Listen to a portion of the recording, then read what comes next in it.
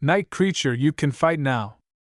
No, no, no, she wasn't some night creature, not at all. She was just a woman, a farm girl, really, with a meaningless title, an unimportant woman who wasn't even worth mentioning. Irina cursed the jailer under her breath as this man, this so-called human, blindly searched for her. She tried to hide in the corner of her cell as quietly as she could, but it didn't help. She could see his eyes following her every move, closing in on her. Like the others, she doubted he couldn't see in the dark, but that seemed irrelevant now. She was as silent as a mouse, but somehow he could hear her, maybe even her breath. She was sure of it.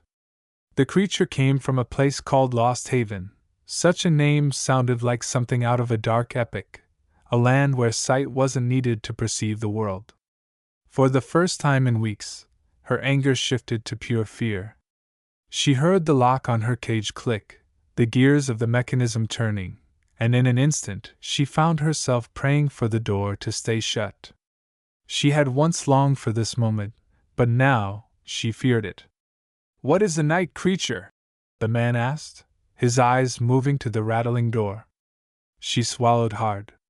It wasn't her, no, definitely not her. She started to wonder if one of her skeleton companions could cover for her, Rock, Fernley, even Aggard, anyone. But none came forward. Traitors, all of them. "Doom!" shouted the jailer. "Doom awaits you." If they fought, and she somehow ended up killing him, it would be nothing short of a miracle.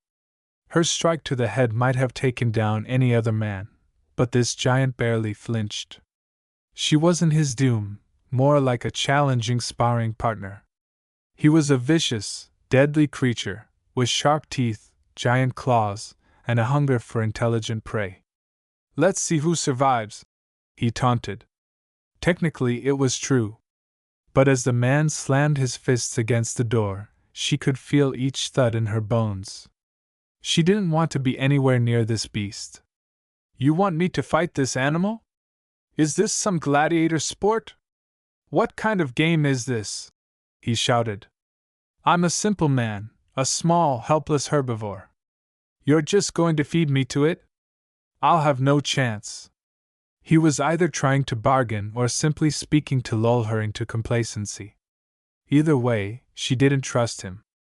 "The creature's not any bigger than you," the jailer laughed. "You might stand a chance." The man snapped back. "Mountain lions aren't bigger than me either. When I get out of here, I'll kill you, slaver," he yelled, his fury palpable. Now, she almost wished she could join forces with him. It would have been easier than trying to fight for her survival. She could try to walk up to him, explain her mistake, and hope for the best. It might work. After all, the second rule of being imprisoned was to make allies, to unite with fellow captives against their common enemies. But this man could be far too dangerous, and possibly insane. From the name of his homeland, he might not even be fully in control of his mind. Moreover, she had clearly injured him first. She wasn't about to ask for forgiveness, but if he didn't give it, he had every right to strike her down. Irina forced herself to push aside the fear and doubt. Only through cooperation could they escape. She stood tall and slowly approached the man. They were not going to fight for the amusement of their captors. They would work together to find a way out. For the first time since she was imprisoned, she felt a glimmer of hope. "If you make it out, come find me," the man called from across the room. "I'm not sure the creature stalking you right now will agree with that." Suddenly the beast turned, locking eyes with her. She froze. It had been pretending to be blind, but not anymore. "I'll kill it first," she shouted, her voice desperate. "Wait, stop! My name is Irina of Kara, daughter of Lady Gisela."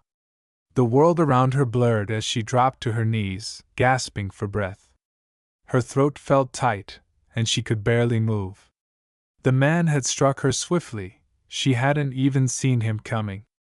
His blow had either been a punch or a slash, but it was enough to bring her to the ground.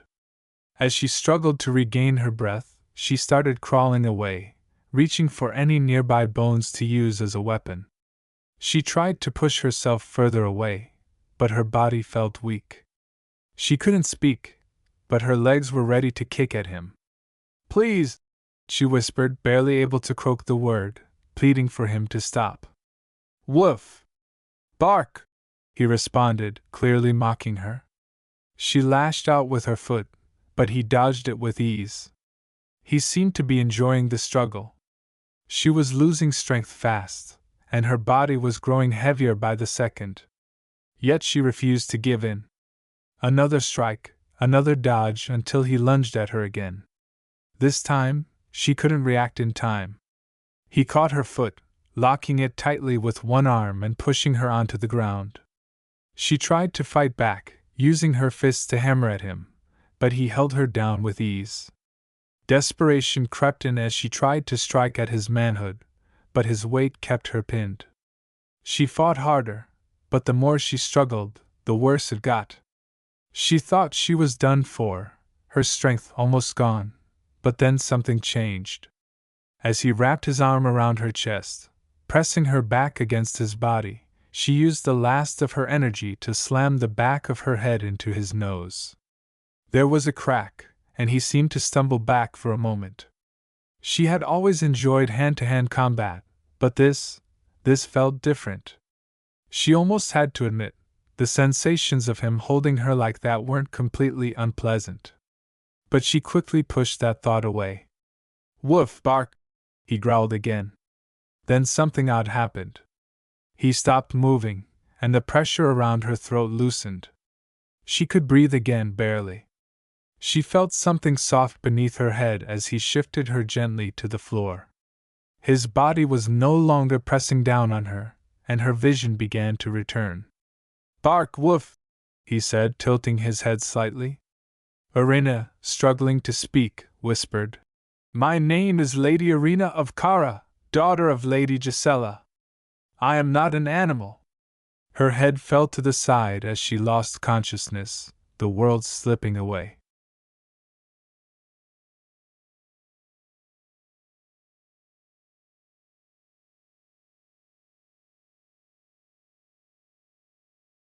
She could feel the stars in her mind, the brilliant lights that could only be seen on a clear, moonless night. She reached out and grabbed one, holding it gently in her hand. It was a soft, glowing crystal, its light dancing and twisting like a flame in the wind. She watched it sparkle for a brief moment before letting it go. She flew toward another, cradling it carefully. This one felt larger and smoother, but it too seemed unfamiliar. After releasing it, she searched for one that could guide her back home, to her true self. None of them seemed to match what she knew, and from where she was, she couldn't recognize any constellations. The land below her looked strange, different from how it appeared when viewed from a valley. The stars didn't seem to fit the way they should, like they had lost their meaning. But then, one caught her eye, a star that felt familiar. Maybe this one would show her the way back home. Suddenly, a voice broke her focus. "Hey, hey! Irenas, don't fall asleep on me!" She jumped, startled, and looked up to see a man kneeling beside her. She quickly tried to scoot away, only to realize she was backed into a corner. But the man looked more worried than threatening, his crumpled nose and bloodied lips only adding to his apologetic expression. "I'm sorry, Irenas," he said, sounding genuinely remorseful. "I thought you were going to hurt me. If it makes you feel better, I probably would have just choked you out." She rubbed her head and groaned. "You did choke me out." "Yeah, again, sorry about that." "It's okay," she whispered, giving him a tired smile. She offered him her hand, but he flinched. "I won't hurt you again," she assured him. He hesitated but then took her hand. "Lieutenant Colonel Stephen McLaren," he said quietly. "I'm not that young." She realized she had heard his name before when the warden had spoken, but she was mistaken. He wasn't called human, after all. And she wasn't called Night Beast either. She gently brought his hand to her lips and kissed the back, holding it for just a moment too long. Okay, thank you, Stephen said, pulling his hand back. Nice to meet you. I'm honored and pleased to make your acquaintance, good sir, Uranus said, sitting up against the wall. So, you're not going to kill me, and I'm not going to kill you, right? Stephen asked. Uranus raised an eyebrow, offended. I would never harm a gentleman. Stephen smirked. Well, my head and nose seemed to think otherwise. The impassive tone in his voice made it clear he was teasing her. She playfully slapped his stomach, finding it oddly firm for a man. He didn't seem to mind, though. Deeper than I thought. No wonder I'm still lightheaded, he said, glancing at his injured arm.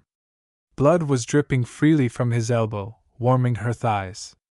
Without thinking, she grabbed his arm to stop the bleeding and tore a piece of her remaining wool clothing to use as a bandage. It was barely more than a necklace now, anyway. Stephen didn't pull away as she worked. He flexed his hand a few times, seeming satisfied with her makeshift treatment. You're pretty good at that, he said, smiling. He then opened his mouth to say something, but paused as his eyes wandered over her body, from top to bottom. I didn't notice before, but you're, well, naked. Uranus glanced down, suddenly aware of her state. She slowly moved a hand to cover herself, realizing that when they took her, they had stripped her of most of her clothing. What remained had been repurposed as bandages. She had forgotten about her nudity until now, but the presence of this man made her conscious of the fact that the world outside still held on to its norms of propriety.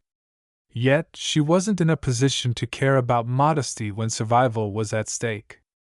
I have nothing to be ashamed of, she said, turning her nose up in defiance. Have you never seen a woman before? She added with a raised eyebrow.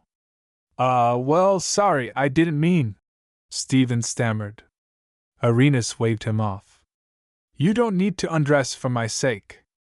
But Stephen began to unfasten his tunic anyway, pulling it off and tossing it to her. The fabric was thick with the scent of sweat, blood, and musk, an oddly comforting smell. She hesitated but took it.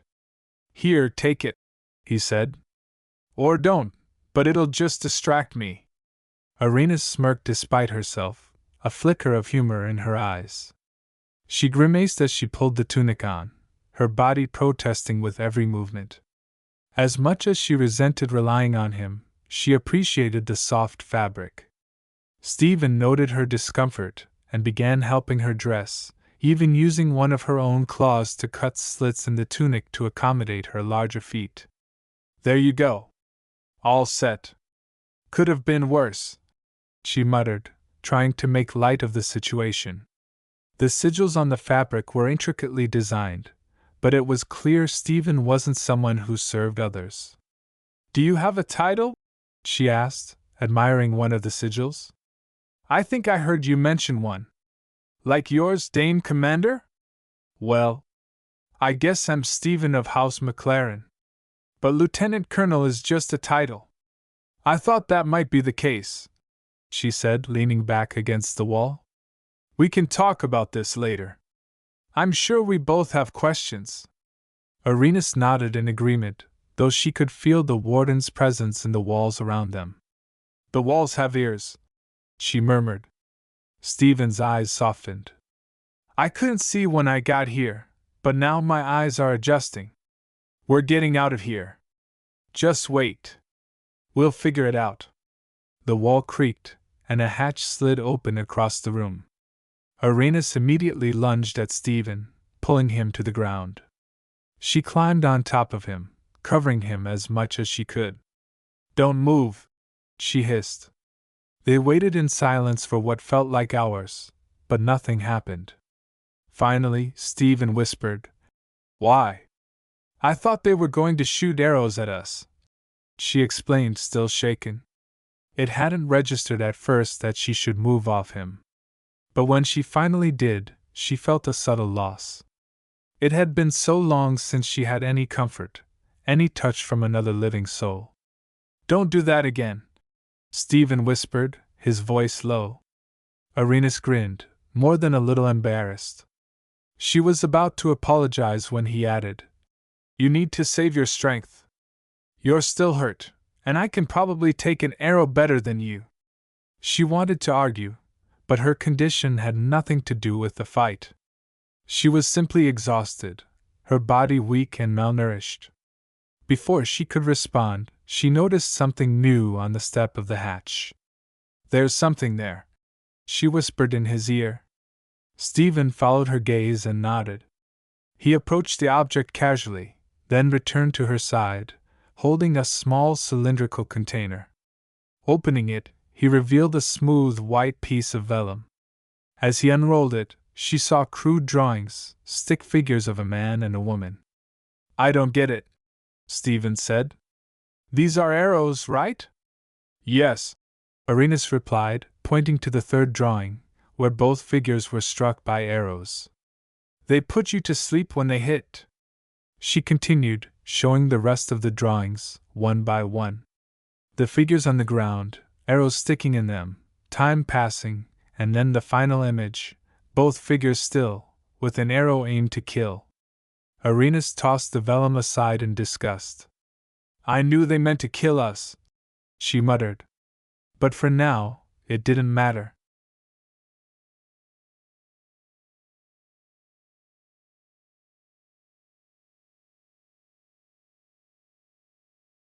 She wasn't sure if the message had been a warning or a threat. We have to leave now, she said, not bothering to whisper or hide. Definitely, Stephen agreed, his eyes glancing at her cage. He had feared she might get that idea, and while it was true she wasn't ready to introduce him to her skeletal companions just yet, she worried he might misunderstand. She had bigger concerns. The bars provided some protection, sure, forcing the attackers to be more precise with their aim, but it wasn't foolproof. Despite all the times she'd shifted inside, they always managed to strike her. But that wasn't what made her hesitate. She couldn't bear the thought of going back in there again. Please don't make me, she said, shuddering at the very thought. She couldn't go back into that small cage, not after spending who knew how long in isolation, desperately wishing for death to end the torment. Just thinking about it made her shiver. I don't think it'll work, she muttered. We need something else. We'll figure that out after we find some cover, Stephen said, stepping into the cage to take a closer look. She heard a sudden crunch and realized his foot had just smashed through Twin's chest, crushing some of the organs she'd been saving. What the hell is this? She heard him exclaim. Oh God, it's like a slaughterhouse in here. She rolled her eyes. She doubted his feet were very clean, but she wasn't going to be alive long enough to eat any more of Twin's spoiled insides. Don't get mad at me, she retorted. You're the one who wasn't looking where you stepped and ruined my meal. What a gentleman, can't even handle where his food comes from. No. Oh God, he whispered, his hand moving to cover his nose. As he pushed Twin's head to the side, one of his eyes fell out. She chewed most of his face off but left the rest to make him appear more lifelike. Stephen, though, seemed more interested in what she had to say. I think these were intelligent people, he said, hesitating. Of course not, she replied, her tone flat. I could have starved or played their little game, had some gruel, and dragged out my death a bit longer. But those lunatics, killing their own slaves to feed the rest of us. They deserved it. He cocked his head. You mentioned something about that before? Maybe, but I don't think so. One of them enjoyed torturing me on his own, seemed to take pleasure in it. The others worked for the warden. I think they were just hired muscle. That makes it worse, Stephen said. Why would anyone work for the warden if he's like that? He paused, looking down at the remains. Wait, you didn't kill these people, did you? Of course not, she said. Why would I? I did. She smiled at him, flashing her sharp teeth. They were monsters. They took me and tortured me. They deserved what they got, right? He gave a weak grin in response. I suppose so, but you ate them? Want some? She teased. I could cook you up a lovely sausage with that one's intestines, and some fine back fat from the third. It's a meal fit for royalty. He seemed genuinely repulsed. She sighed, seeing that his discomfort was real. I did it because I had to, she explained. Not because I wanted to. I don't even think of them as people, no matter how smart they seemed. I can't see them as anything other than, less than human. He nodded slowly. I understand. But what about me? He asked, his voice soft. She rubbed her chest. It pains me that I hurt you without cause. I feel for you like family. And while you might taste good, you're very clearly a person. So no, that's cannibalism. She snapped her jaw playfully at him. Best keep your distance. Without warning, Stephen knelt in front of her and gently tapped her on the nose. Just try it, he said with a smirk. Then he scooped her up into his arms. Surprised, she tried to stand on her own, but with his help, she was already on her feet. No man from her people could have done that, but Stephen was massive. What are you doing? She asked, confused. We've got nowhere to go. First, we get you to your feet, he said. Then we find a way into the cage. No, she protested, pushing away. I don't care how strong you are. You're not getting me back in there. Not now, not ever. He gently urged her. Come on, we have to. She leaned back, eyes flashing with fury, her teeth nearly grazing his face. No, she shouted. I won't go back in there. If I die standing here, so be it. I get it, Stephen said, raising his hands in apology. I'm sorry for pushing you. What if we climb on top of the cage? The bars could still protect us. She looked at him, hopeful. I could try. But if I change my mind, we stop, all right? He nodded. We'll find another way. With his help, she leaned on him as they moved to the cage. She grinned. You're heavy, she teased, then added, just kidding. I know what you eat. Stephen chuckled, helping her carefully as they made their way over. But a sudden crack startled them, a sound that came from the wall, signaling that time was up. She cursed the warden under her breath. What's that sound? Stephen asked, tensing. A voice shouted from unseen speakers. Night beast, you'll cut him open until he bleeds, or I'll have you scrubbed clean every day until your skin falls off. Fury surged through her as she stood tall, taller than Stephen. I won't hurt him again, she growled. And if you touch him, I swear on my honor as Dame Commander, I'll kill you with my bare feet. Very well, the warden said coldly, as two doors opened on opposite sides of the room. The sound of popping darts filled the air. Stephen immediately shoved her away from him, but they collided like magnets, both of them exploding apart. Their adrenaline kicked in, but it was too late. He could feel the dart lodged in his back, and hers stuck in her side.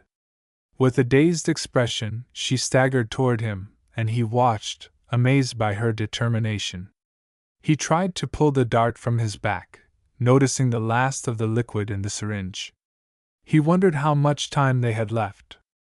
And then he saw her, fighting to stay on her feet as the poison started taking hold. They didn't have long.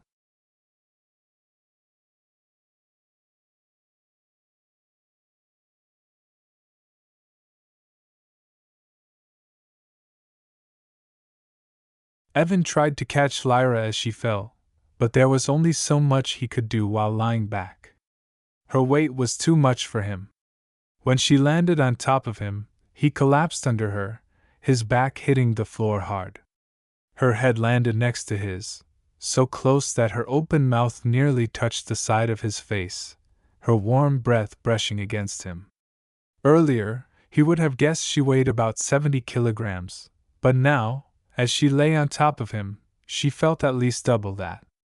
He couldn't move as he was pinned beneath her. First, he tried to remove the dart from her side to see it better, but he couldn't. The moment he tried to move, he felt her resisting, her arm pressing down against him. "Do not struggle," she muttered, her long tongue brushing his ear. Her translator made an attempt to work as she spoke with her mouth awkwardly pressed against his head. The translation was unclear, but he understood her words. "Do not fight." Without hesitation, Evan relaxed and closed his eyes.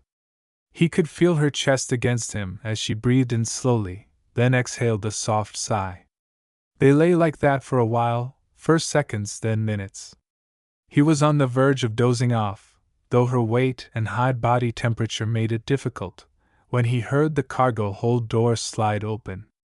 He barely opened his eyes, just enough to see silhouettes of several figures in the bright light. The first one, he recognized as Kira. The others, 4 maybe, were a mystery, though it was clear they were armed with rifles. He braced himself, ready to hold Lyra down in case she attacked without warning. "Yes, looks like the modified serum I made has done its job," a voice called from the doorway. "It's safe now. Move them to the cage. I'll stay here." Evan could feel Lyra's breath on him, and the warm fluid pooling around his face. He would have preferred a towel or at least a Q-tip. She definitely needed a breath mint, or 20. One of Kira's crew members nudged the doctor in the back with the butt of their rifle. "That's not enough," the crewman said. "The captain said you go in first to make sure they're out. We'll wait here." With another push, the doctor walked slowly towards them, her hooves tapping softly on the floor with each step. Evan readied himself to hold Lyra tightly, not wanting to risk her hurting the doctor.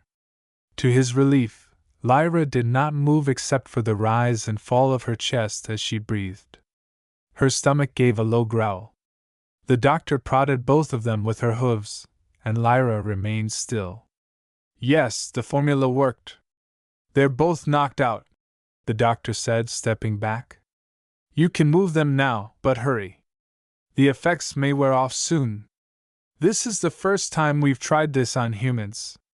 Kira stepped forward, crouching down beside them. "Look at her now. She's not so tough, is she?" she asked, poking Lyra in the side. One of the other crew members sneered. "Tried to protect her partner. Too bad. Once we get them in the cage, we'll take care of him." As the crewman grabbed Lyra's limbs, Evan began to wonder if something had gone wrong with the plan. What if she had been paralyzed and he was the only one left to intervene?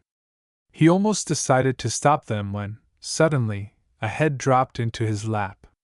He rolled to his feet just in time to see a creature resembling a cross between a praying mantis and a buffalo crash to the floor, its head severed cleanly. A tentacled figure began to aim its rifle at Lyra, but Evans swiftly disarmed it. He fired several shots, and Lyra, with impressive speed, landed a flurry of kicks on the third crewman. It occurred to Evan that she might have been holding back earlier.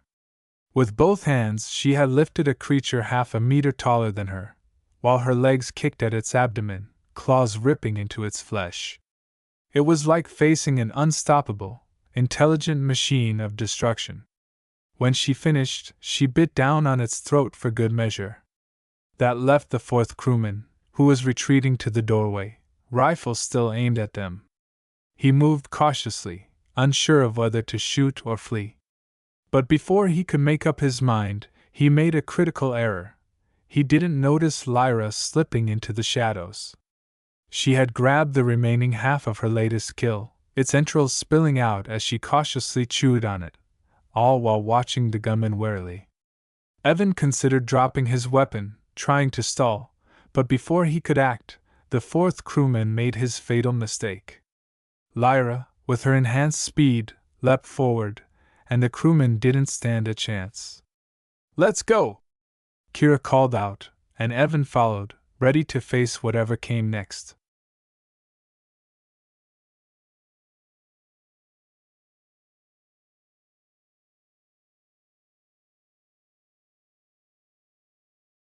The last crew member lay in a crumpled, bloodied heap after G's powerful kick. She wasn't the largest being on the ship, but that didn't say much, considering most of the others were at least twice his size. He suspected many aboard were from low-gravity worlds, which explained the height difference. Even after so much time in zero gravity, G still made him feel strangely light on his feet. At around 5 feet 1 inch tall, G's build was comparable to a full-grown male deer. From the middle of her shoulders to her upper body, she resembled an average adult human, though her head had the features of a deer, with a broad forehead and 6 small horns instead of antlers. She had a coat of fur covering her entire body, made of fine, short hairs underneath and coarser, longer fur on top. Her color ranged from light to dark brown, with darker spots and fading to a tan white on her chest, underside, and rear. Like everyone but him and Arenas, she wore no clothes, though she had a human-like backpack and a harness with pockets around her lower half. Unlike when Stephen had seen his other companion in her torn undershirt, the doctor didn't seem to mind her bare appearance, as the fur seemed to offer her sufficient coverage. "Good to see you again, Doctor," Stephen said, patting her lower shoulder as he hurried from the cargo hold into the next corridor. That's when he realized Arenas hadn't followed. He turned to see her crouched in the shadows, still holding onto the body of her slain captor. "I need a moment," Arenas said. "It's too bright out there. My eyes need time to adjust."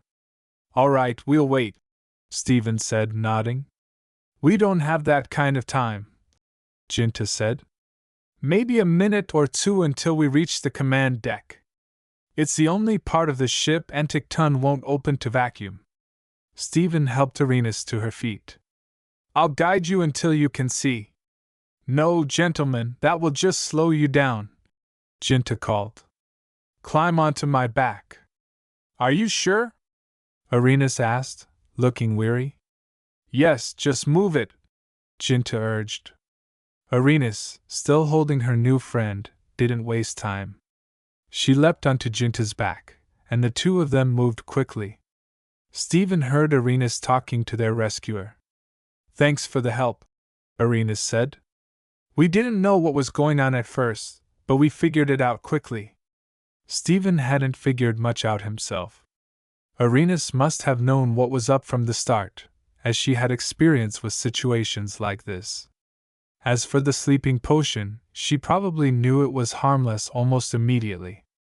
Without her, Stephen would have spent far too long searching for an antidote that wasn't there. He now suspected that she had been the one to turn on their translators. He hadn't realized they were deactivated until he heard the strange creature talking. "Thanks for not eating me," the doctor said. "Of course," Jinta said with a slight grin. "You would have been too tough anyway." Arenas hesitated before speaking again. "Why did you help us, though?" "You could have just stayed out of it," Jinta replied. "I'm a slave here, and I'd rather not be. As for helping, I was asked when I was brought aboard to do so." "I knew you'd be able to help," Stephen interjected. Jinta turned to him, her face serious. "I'm sure you did." They continued running, with Stephen noting Jinta's thoughtful nature.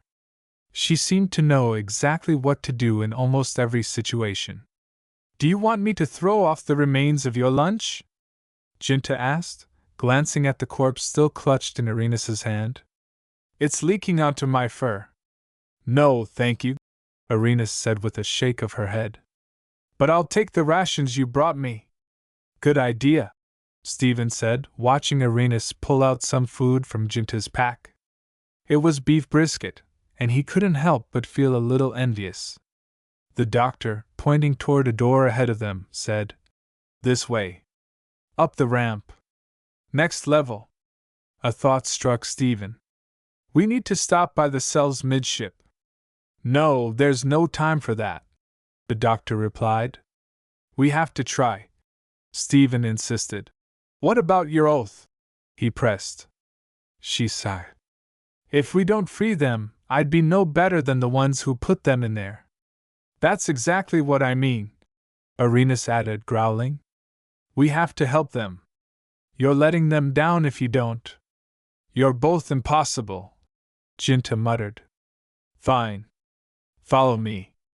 They made their way up the ramp to the third deck, where the slave quarters were located. Stephen hadn't seen this part of the ship during his tour but immediately recognized the prisoners. A group of crew members was already releasing the last of the slaves from their cells. It wasn't common for the enemy to do the work for him, but he wasn't about to turn down the help. He spotted a couple of crew members pointing their rifles at the escaping slaves. Kill those 3, and you all go free, one of them shouted. Ah, I see, Stephen muttered. They don't know who you are, Jinta explained. But they'll find out soon enough. I don't think we have a choice, Stephen said, quickly ducking behind a cell door. He aimed and fired, taking down one of the armed guards. The bullet left a smoking hole in his chest before the crewman fell. To his surprise, shooting didn't stop the mob of slaves from charging forward. He took another shot, dropping another guard. He noted with confusion how slow the crew members were. Even accounting for the usual combat delay, they were moving sluggishly. Then, from the corner of his eye, he saw Arenas standing tall on Jinta's back, holding her victim by the spine. The entire hall fell silent at the sound of her war cry. Eyes turned toward her, and Stephen took the chance to shoot another crewman. I am the night beast! Arenas bellowed, throwing the dead body down the hall. It hit the ground with such force that it exploded into a shower of blood and bones. Leave now, or I'll kill every last one of you. The slave mob scattered in every direction, and Stephen gestured for them to move. Go that way, he said. Arenas raised an eyebrow, looking at him. He shrugged, though she didn't seem impressed. He made a mental note to send a distress signal for the escape pods, or at least to let someone know where they were. Arenas's sudden attack had cleared the way, and the remaining crew members had scattered, not knowing what to do with the situation. As terrifying as she was in that moment, he had to admit that she had done exactly what needed to be done. She wasted no time, jumping off Jinta's back and rushing over to Stephen's side. 2 more decks until we're safe, Jinta said. Together they ran up the ramp at full speed.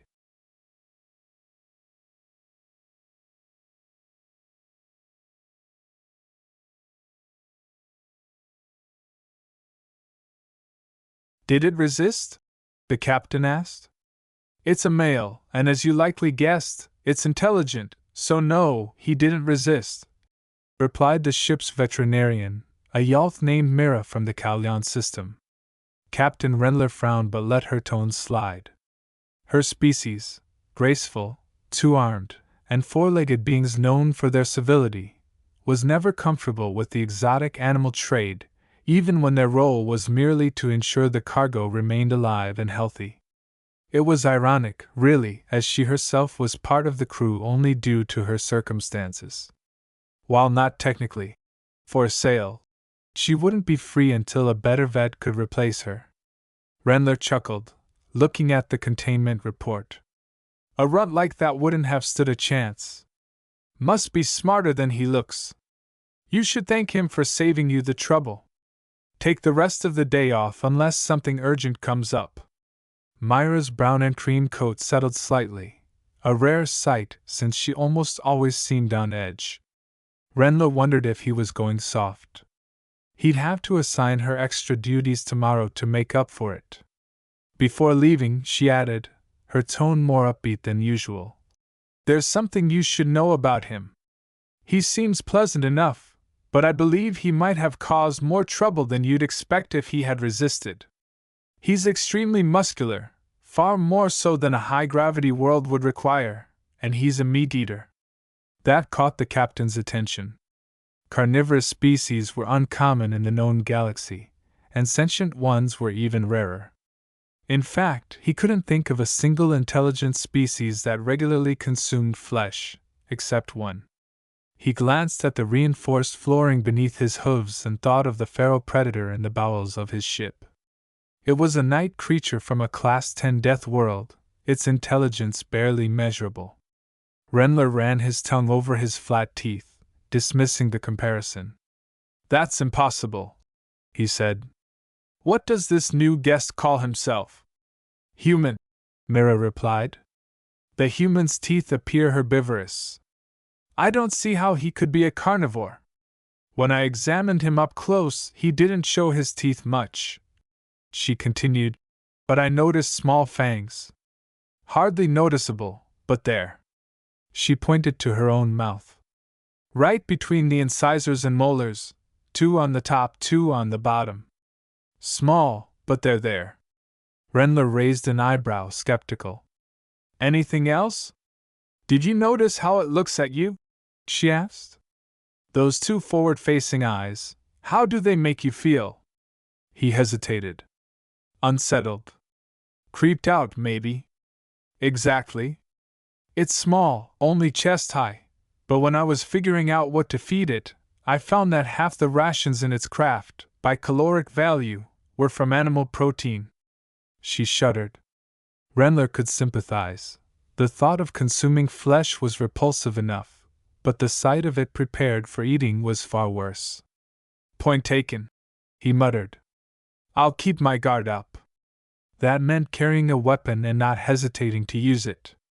Novel species might fetch a good price, but not enough to risk his life. He even considered killing the creature outright. His past vacations had been costlier and far less satisfying. "There's another thing to consider," Rendler said aloud. "If it's that muscular without needing to be, it might be engineered, some kind of super soldier." "Possibly," Mira admitted. "I can't confirm or deny it, but it's not out of the question. So, we have a carnivorous super soldier in a bunk, hardly a proper cell, let alone a reinforced one. Fantastic. Add that to the night creature locked in the cargo hold, and it's a miracle we're not all dead 10 times over. In fairness, then, sorry, the human seems friendly," Mira said, attempting optimism. "Maybe we could make them fight." The ship's executive officer joked as he entered the room to start his shift. He smiled, unbothered by the grim possibilities.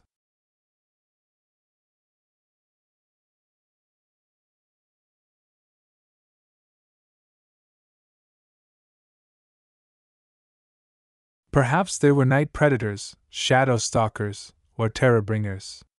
These creatures of the dark were nothing short of a death sentence for anyone, even the strongest soldier, forced to share a room with one. These nocturnal hunters inspired dread, fueling nightmares and horror stories across the galaxy. Entirely carnivorous, they could survive on plants temporarily but would soon lose their sight, weaken, and eventually perish without meat. Small by most standards, their agility and power were unmatched. Their fangs were as sharp as razors, and the claws on their feet, nearly 9 centimeters long, were deadly weapons. A single kick could decapitate a massive ice-dwelling beast. They were apex predators on their homeworld. These night creatures came from Umbra, a high-gravity, hazardous Class 12 death world, located far out on the galaxy's northern rim. Fortunately, they existed nowhere else. Whether they were truly sentient was a matter of debate. They had no visible technology, and no one had dared stay on their planet long enough to study them peacefully. Those captured for research often resisted violently. At least 3 ships met their doom after taking a live night predator. In 2 instances, scans revealed only the predator alive aboard. Those vessels were obliterated with orbital weapons as a precaution. Recovering them was deemed too risky. In a 3rd case, a ship was found near Umbra with a single escape pod missing. The logs revealed that the predator had escaped confinement, overriding emergency lockdown systems and reprogramming the ship's AI, steering it back to its homeworld despite being 15,000 light years away. Limited studies on dead specimens suggested their brains could support intelligent thought. However, theories and practical evidence didn't always align. AI systems analyzing intercepted communications believed they might have a language, though the recorded incidents during escapes revealed only guttural howls and untranslatable gibberish, mixed with odd, crude phrases. This led scientists to question the accuracy of these interpretations. Since the last recorded incident years ago, no reports of illegal ventures to Umbra or live captures had surfaced. It was possible that such missions succeeded in secret, but unlikely. 2 weeks ago, Captain Rylus and his crew, mostly comprised of pressed laborers, were offered a fortune for capturing one alive. The client, an eccentric aristocrat fond of exotic creatures, wanted the predator for his private collection. The payment was enough to retrofit Rylus's ship with reinforced containment systems, medical supplies, and tranquilizers. The buyer even insisted on providing a translation implant in case the creature could be reasoned with, though Rylus found the idea laughable. Finding the creature was simple. It had been prowling alone on the barren plains of Umbra. One dart loaded with a powerful sedative was enough to subdue it, though the same dose could have killed Rylus's entire crew if distributed among them. The predator was unlike anything he had expected, humanoid in shape, with 4 limbs and lavender-toned, smooth skin. It wore scraps of tanned hides, likely from its kills, and had a mane of jet-black hair that ran from its head to its shoulders. Its feet bore 2 prominent claws nearly a decimeter long, with a smaller third claw on the side. Its hands, surprisingly, had blunt fingers like many sentient species. It was a large specimen, standing 170 centimeters tall and densely muscled. It took 4 men to lift it onto a levitation pallet and secure it in a reinforced cage, which was housed in the most secure part of the ship. Despite precautions, the predator managed to kill 3 crew members. Rylus considered this an acceptable loss, as it reduced the number of shares to divide the payout. 2 of the men had tried to retrieve the remains of their fallen comrade and paid the price. The creature didn't eat indiscriminately. It consumed only parts of the corpses, tossing out bones once it was finished. How it managed to drag a 2.5-meter, heavily built crewmate through the narrow bars of its cage was beyond explanation. It proved that sheer will could accomplish the impossible. The predator fed on 3 meals per night cycle. Rylus initially tried to limit its meat intake, hoping to weaken it, but the deaths of his crewmen forced a change in strategy. The predator even used bones as weapons, hurling them with deadly precision. A force field was hastily installed to prevent further attacks. Attempts to communicate with it were futile.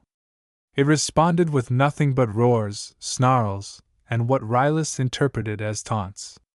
He resorted to blasting it with torrents of icy water to silence it, but even that was rarely effective. The predator would eventually collapse in a corner, gasping for air, though it never showed signs of submission. Rylus had no sympathy for the creature. It was merely cargo, dangerous cargo. The captain had no intention of risking his investment by putting anyone else within its reach. He didn't care about vengeance or justice for the dead crew members. His only concern was delivering the predator to his client and collecting his payment. As Rylus considered his next move, his first officer, Gia, caught his attention. She frowned, clearly disapproving of the risks involved in this operation.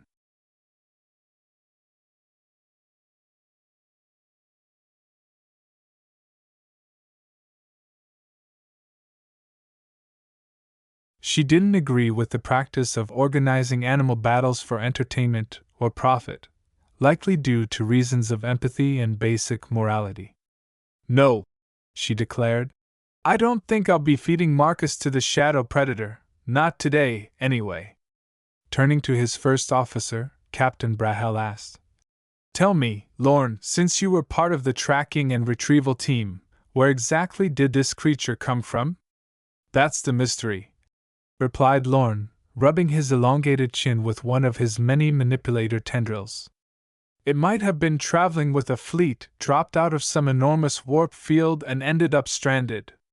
Its craft has its own warp generator, but it's basic and poorly designed. Tarek in engineering worked with the AI to trace its origin, but the ship's systems are completely fried. We suspect that's what caused it to get stuck out here in the first place. This thing's ship runs on antimatter? Brahel exclaimed in disbelief. Once we discovered that, we immediately ejected the core. Thank the stars, Lorne added, shaking his head. Absolutely absurd, Brahel muttered, pacing in agitation. So, if it had its own warp drive and was antimatter powered, why are you assuming it came from a convo? It's the only theory that fits, Lorne explained. The craft's maximum range with a fully functional containment system would have been around 500 light-years. Nearly half its fuel had been used up, leaving a radius of about 250 light-years. Let me guess, no habitable worlds within that range? Exactly, sir, Lorne confirmed. None. Brahel rubbed his temples, his frustration evident. So there's a chance it'll be missed. Not great news. Maybe they'll just assume it was a casualty of warp malfunctions. That's possible, Lorne said thoughtfully. But if an entire group of these creatures was traveling somewhere, it might have been for a significant reason. That suggests they won't delay in searching. So, Brahel began, glaring at nothing in particular. We've got a hyperpredator and a potential combat specialist on board. This creature might be part of some interstellar invasion force. Its ship looks suspiciously like a drop pod with an attached warp module, wouldn't you agree? There's some evidence of that, Lorne admitted. The ship could have been designed to jettison its drive unit to facilitate planetary entry. But that raises another question. Why travel in a convoy bubble when the drive works fine for solo trips? Standardized design, perhaps? Brahel suggested doubtfully. Unlikely, Lorne replied. If that's not it, we're back to square one on explaining its range limitations. The captain sighed deeply. And the craft had no weapons? None, Lorne confirmed. But the creature itself was wearing some kind of advanced armor, resistant to vacuum, radiation, heat, cold, small arms fire, even large arms fire. It's built to survive just about anything. Do its people have that level of technology? Brahel asked, narrowing his eyes. Not in the way you'd think, Lorne said, waving a tentacle dismissively. The design isn't beyond what most advanced species could create, but it's the practical use of it that's unusual. Four of us struggled to move it into the cargo hold. And it was wearing this armor inside the ship? Yes, sir. Not during some external operation, just in here. Brahel grimaced. How, by the 9 storms, did you even manage to get it out of the suit? We asked. Lorne replied simply. You asked? Yes, and it complied. It's quite cooperative. The captain groaned. I don't care how agreeable it is. What were you thinking? Captain, Lorne interjected quickly. I don't think it realizes it's been captured or that it's essentially a slave now. Brathel's opinion of the creature's intelligence dropped considerably. Incredible. It might not even represent its species accurately. It could just be an engineered oddity. A soldier doesn't need to be a genius. Its lack of awareness could explain why its systems are destroyed, why it got stranded, and why it's so compliant. Its people probably didn't even bother arming it until it reached the battlefield. One of the crew, Nyala, hesitated nearby. Sir? She began nervously. Yes, what is it? Brahel barked. It resembles something. Something downstairs. The captain and Lorne both froze as her meaning dawned on them. The creature? Brahel asked softly. Yes, Nyala whispered, pointing to the floor. Braham mulled over the similarities. Both were bipedal, with forward-facing eyes and similar body structures. But this creature, pale and robust, contrasted with the darker hues and sleekness of the predators native to their world. He shuddered. This creature may be from a death world. We'll need to tread carefully. Turning back to Lorne, he said, Is it safe to talk to it? I believe so. It's very amicable and has a working translator, Lorne assured him. Good. Nyala, work on creating sedatives immediately, tailored to this being. I want options if things go wrong. Yes, sir, she said, departing with a heavy gait. I'll speak to it before calling it a night, Brahel said, striding from the bridge.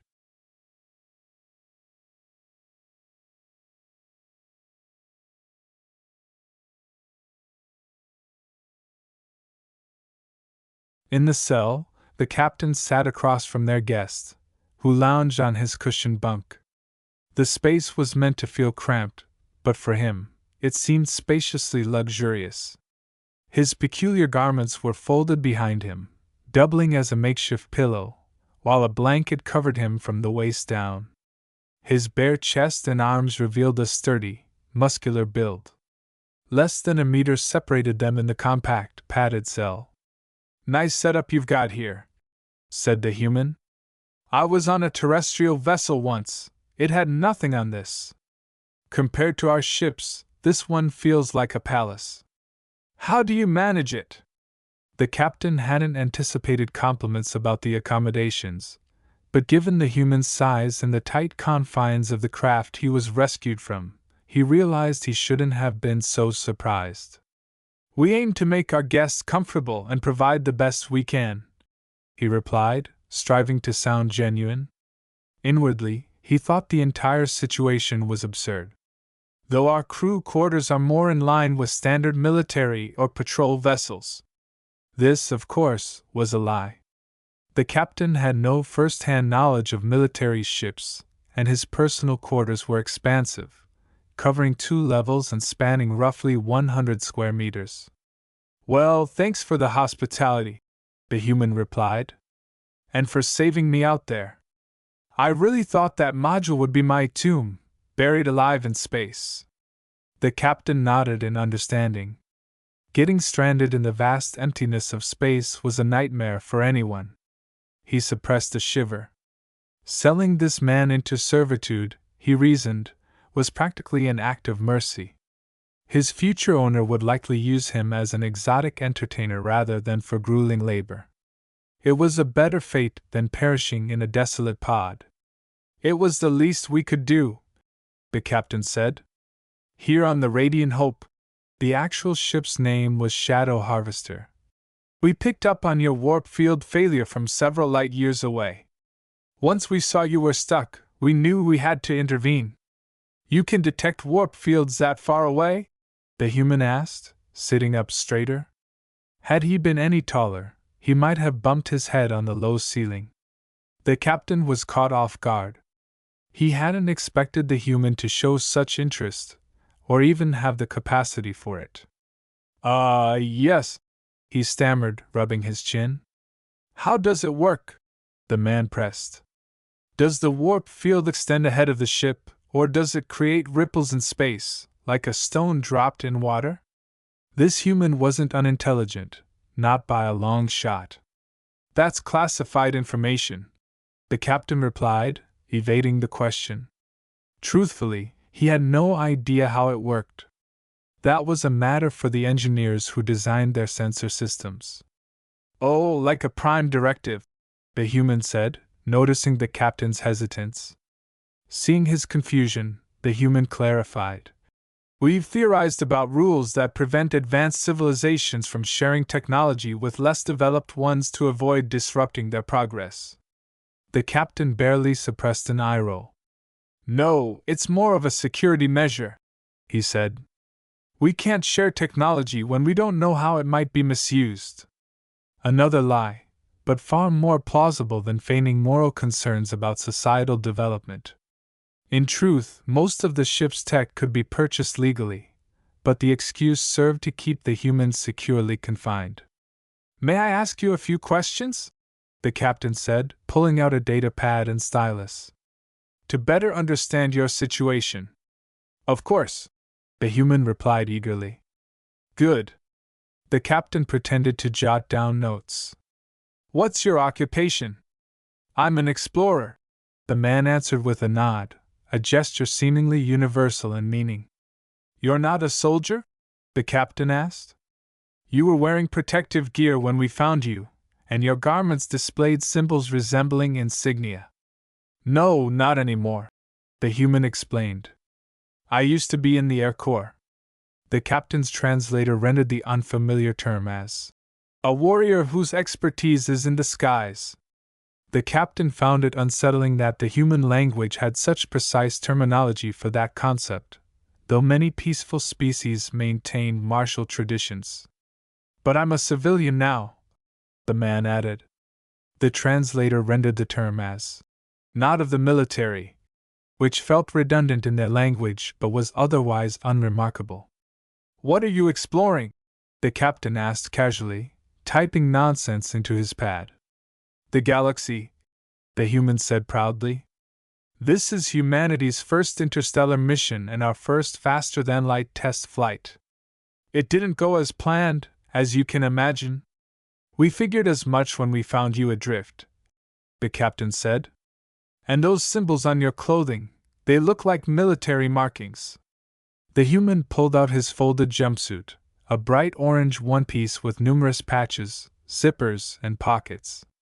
"None of these are military," he explained. "This one is for the exploration agency I work for, called NASA. This one represents my government, the United States. These patches indicate the mission and the ship, Pathfinder and Endeavor. And this patch means I'm a pilot. It has my name, Stephen McKay." The captain nodded, feigning interest. So this human wasn't a genetically engineered super soldier. That still left other questions. "Your suit, it's not armor?" "No," Stephen said, folding it neatly. "It's just survival gear in case of a hull breach." "Are you genetically modified?" the captain asked bluntly. "No, I'm completely natural." "Why?" "It's a routine question." The captain lied again. "We screen for biological anomalies." In reality, he needed to know if the human required a more secure cell. "Are you carnivorous?" the captain asked next. Stephen hesitated, his brows furrowing in thought. "You mean, do I eat meat?" The single word meat, translated as flesh of prey animals. The captain's ears perked at the word.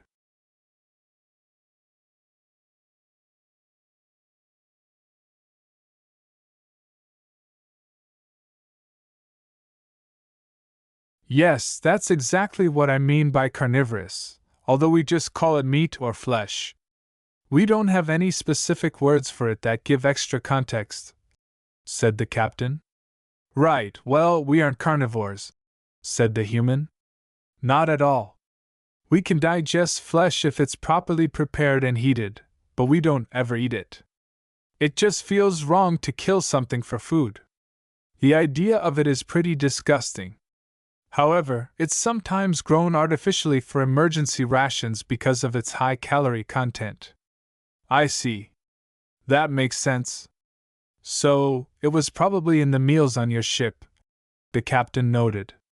"Yeah, there was some in those meals, I guess," Stephen replied, scratching his chin. "But I never eat that part. I mean, we're not really made for it. Look at our teeth. The ones at the front are for chopping plants, and the ones at the back are for grinding tough plant matter. That seems reasonable." "And what about your eyes?" the captain asked. "They face forward," Stephen explained. "Humans evolved from tree-dwelling creatures. We used to swing from branches, so depth perception was crucial for timing jumps, grabbing vines, and avoiding predators that were faster and stronger than us. You lived among carnivores, creatures larger and stronger than you, with no natural defenses?" the captain asked. "Yeah," Stephen said slowly, scratching his face. We got lucky. Our intelligence helped us avoid them. And we were safe living in tree villages high above the ground where no predator could reach us. You seem to have a lot of muscle mass, the captain remarked, showing off his own arm. His feathers were flattened, and his limb appeared thin in comparison to Stephen's, although much longer because of his taller frame. Well, it's necessary for our lifestyle, Stephen said. I imagine you evolved from a six-legged ground dweller, but we needed the muscle to stand on two legs, climb trees, jump between them, and even lift our entire body weight with one hand if needed. Plus, our world has a higher gravity than yours.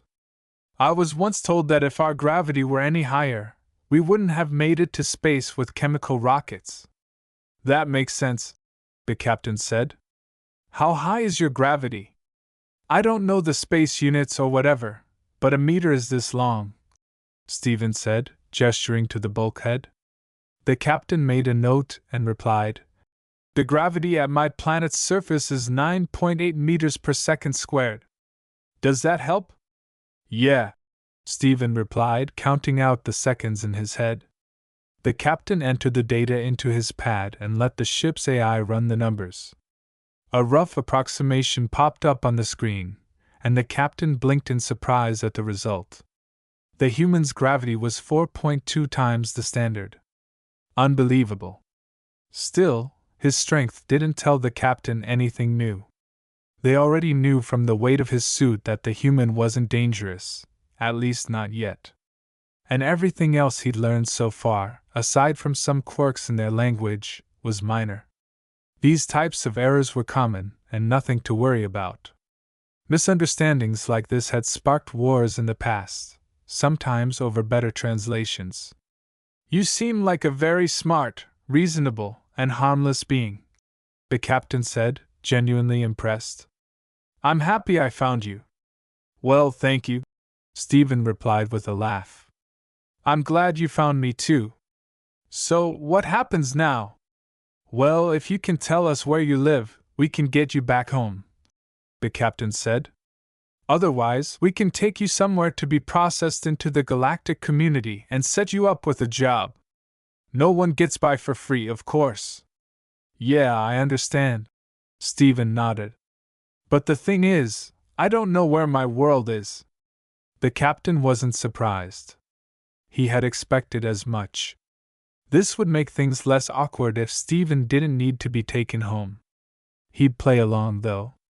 That's not going to make this easy, is it? The captain said, trying to sound comforting. Can you tell us anything about where your world is? Stephen shrugged, looking uncertain. I'm not sure, he said. If I had a galaxy map, maybe I could recognize something, but no, I really can't.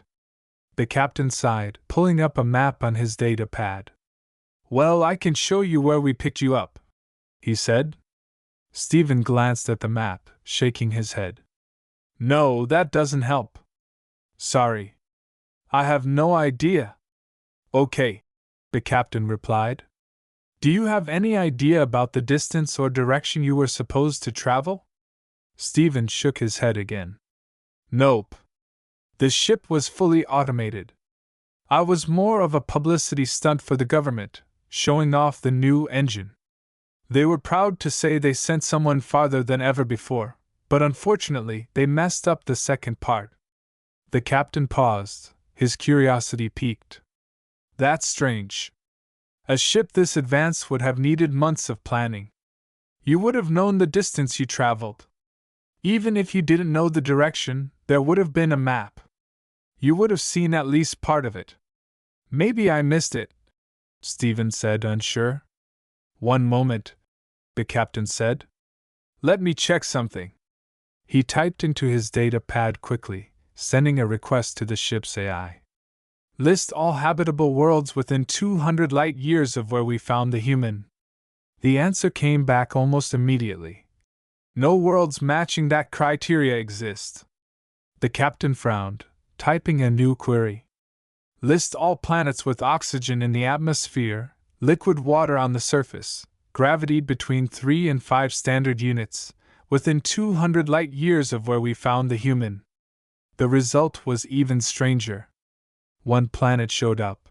RGT 9873A3. Discovered by Tick explorers. Its name is Kreidzilisk, which translates to loss of sanity and broken blue with hope abandoned. This world is not habitable. The captain blinked slowly, his mind racing. He knew exactly what this meant. This world is a Class 12 habitat, and it's under a galactic quarantine. Approach is forbidden within 100 light years. His stomach sank.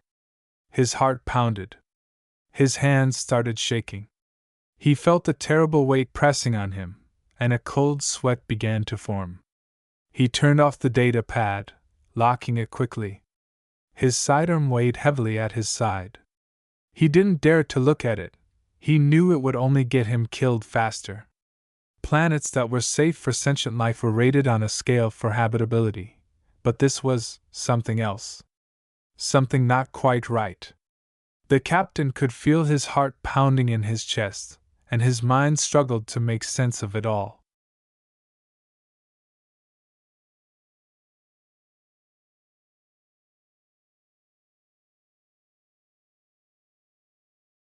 Life on a Class 1 world was like living in a pristine garden, perfect in every way.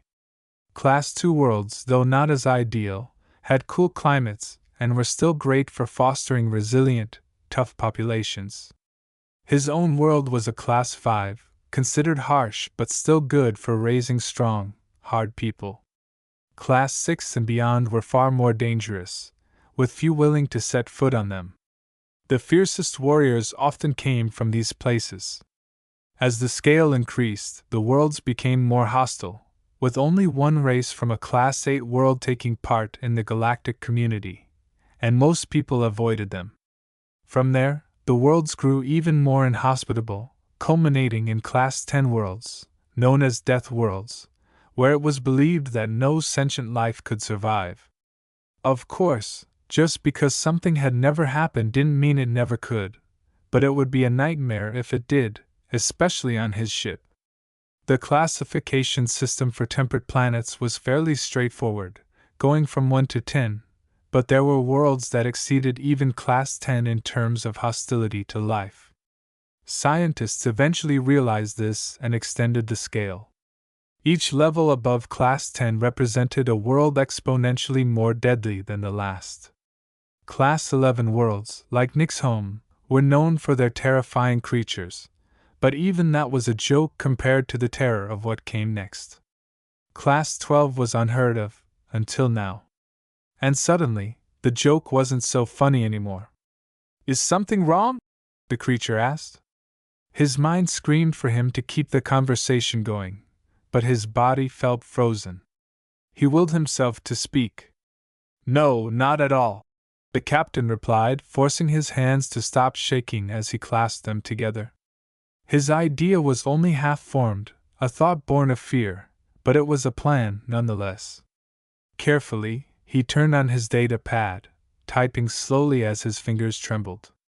Even with several attempts, he could barely land the right keys, but he managed to send a message to Jinta, the ship's veterinarian. "Have you completed the drug yet?" After a moment, a response came.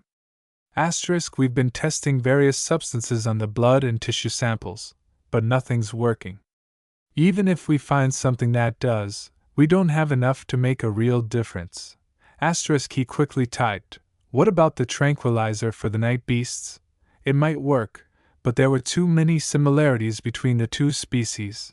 Both had high metabolic rates, iron-based blood, and oxygen-transporting capabilities. But it could also do nothing." Junta replied, "It might help, but if it doesn't work, how many doses are left?" "Only 2, she said. "If the human cooperates, it makes sense to save them for emergencies." The captain sighed, trying to calm his racing thoughts. He was right, of course. The creature in front of him was compliant, at least for now. But the moment he made any aggressive move, it would almost certainly attack. Unlike a night beast, A creature this intelligent wouldn't be fooled by a weapon like a dart gun.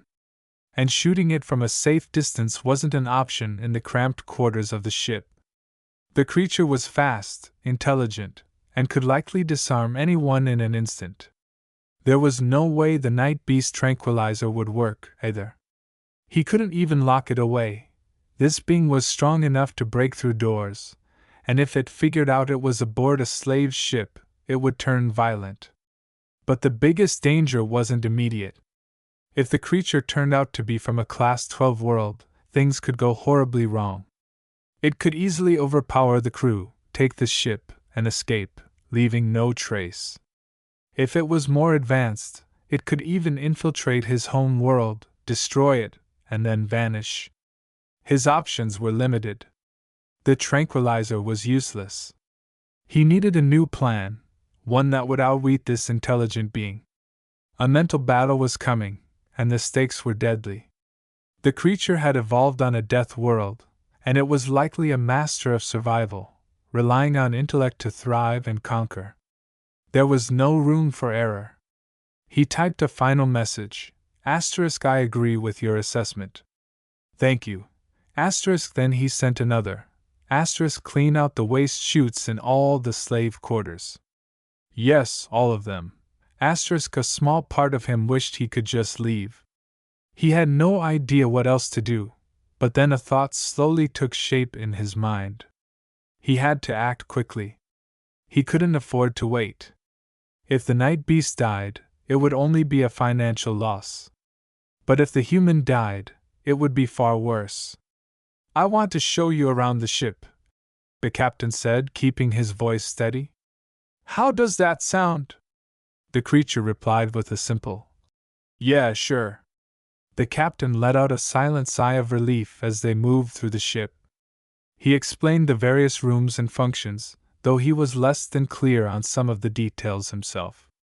Thankfully, the crew was silent as they passed by, avoiding any questions. Rumors about the human were already circulating, and the crew seemed wary of drawing attention. As they passed the crew quarters, the captain avoided certain areas, like the standard slave cells in the middle of the ship. He didn't want to raise too many questions. But there was one special cell he needed to show the human. Notice all the different species aboard? The human said cheerfully. I spoke to your first officer earlier. It's amazing to think about all the races in the galaxy, just waiting for humanity to join. The captain forced a smile. The human seemed so earnest, yet he couldn't shake the feeling that the creature saw through his act. It could easily be plotting something. A part of him wondered if the human was imagining what it would be like to slaughter everyone on board while pretending to be interested in their community. Yes, the captain replied. There are so many races aboard. We can't wait for your people to join us, too. He smiled a little, but his words felt hollow. In fact, as a representative of your species, it's important for you to meet everyone on this ship. I think we should meet someone special. The captain opened a door to a dark room and asked, How's your night vision? The human responded, Not great. The captain almost laughed with relief. Good. We're going to meet someone who won't mind being woken up. He led the human into the pitch-black cargo hold. She's nocturnal, the captain explained. She won't mind meeting you. He hesitated for a moment, pretending to look for a light switch. But as soon as the door slammed shut behind them, the human was trapped with the night beast.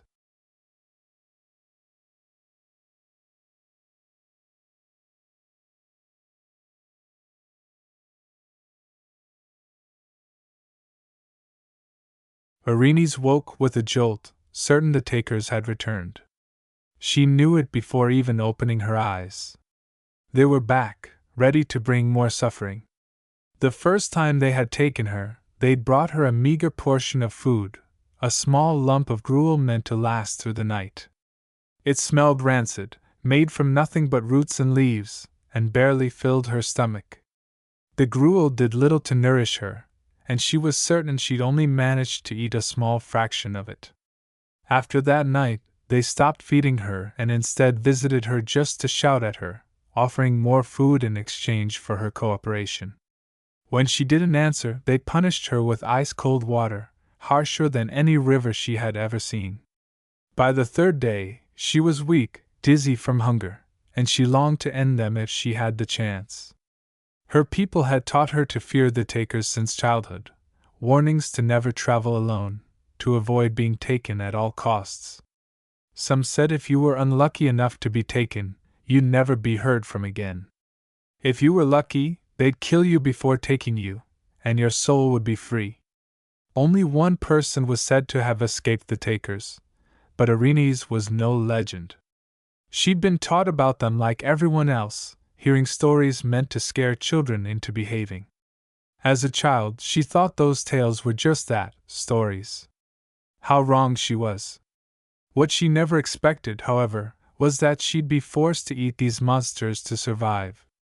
She never imagined she'd have to consume her childhood nightmares just to stay alive. It was sickening, but hunger won out over any disgust. The creatures, tall and thin, with thick fur or feathers, didn't offer much in the way of meat, just enough for a few meals. The taste was awful, each bite a mixture of rancid flavors that upset her stomach. But better to eat and survive than starve. The creatures weren't like people. They didn't look human.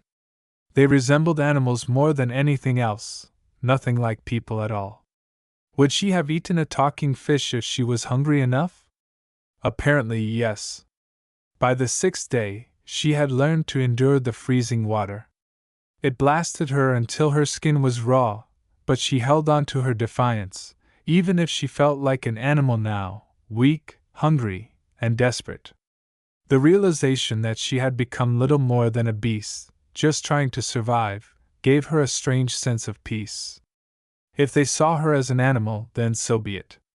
She cursed them all, wishing nothing but death upon the takers. She had been trained in the arts of war since she was a child, learning to give nothing away to her captors. She had learned well, though it was hard to hold on to that discipline now. She had hoped that after 2 days of silence, the takers had finally grown tired of their torment, but the hope was fleeting.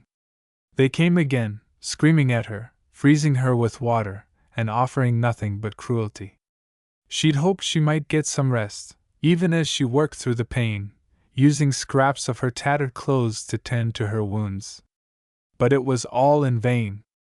They were back to break her once more. Irene's opened her eyes slowly, accepting her fate. The barrier that separated her from the outside world, the witchfire wall, could block anything from getting in or out, water, sound, even arrows, but she was trapped. She could hear something different now, though, a voice not like the others. It sounded different, higher pitched, but still deep enough to remind her of a man. This voice wasn't the usual harsh noise from her captors. A figure stood nearby, looking oddly like a person, though something felt off about him.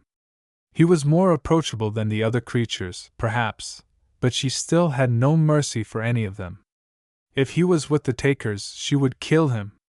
It was the only way to survive. She needed food. Irene scrounged the floor, looking for a weapon, a bone, something she could use to kill.